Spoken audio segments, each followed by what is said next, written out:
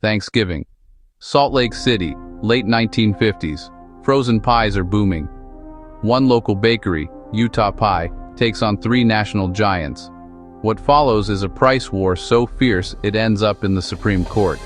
Today's case concerns price discrimination in frozen Thanksgiving pies.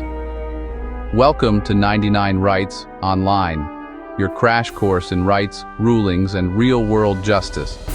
We simplify the law without dumbing it down because informed citizens make powerful communities. So let's get into it. Utah Pie Company was a small, family-owned bakery in Salt Lake City.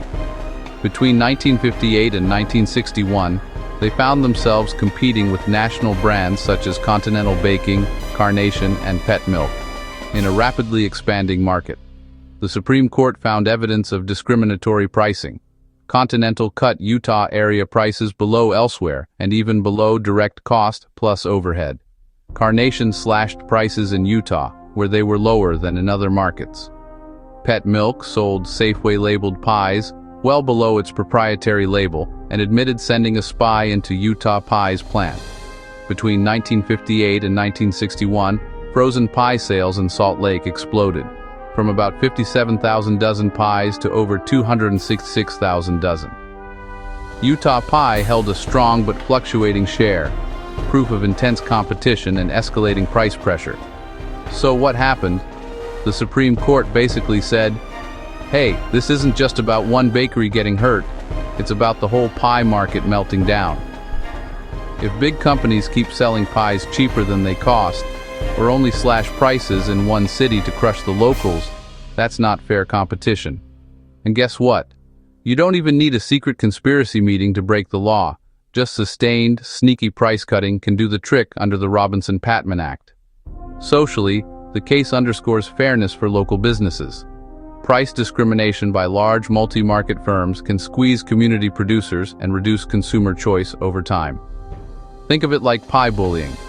When giant companies sell super cheap pies just to crush the hometown bakery, the little guys get squeezed, and pretty soon, your choices shrink to whatever the big guys are serving. And that is not cool. Economically, predictable pricing norms matter. Short-term bargains might feel great before Thanksgiving, but systematic undercost pricing can chill entry and lead to concentrated markets and higher prices later. We also still have challenges like distinguishing aggressive competition from anti-competitive discrimination and measuring probable injury without over-deterring legitimate discounts. The lesson? Play to win, but play fair. Keep receipts for your pricing, don't slash below cost to crush one market, and always watch the local price game. Because when competition collapses, the law steps in. If this breakdown made the law feel a little less intimidating and a lot more powerful, don't scroll away just yet. Like, subscribe, and share to keep your rights sharp and your feed spicy. Because justice isn't just for lawyers, it's for everyone. You've been watching 99 Rights Online, where legal clarity goes viral. Hit subscribe for fast, viral explanations that you can understand and could actually help.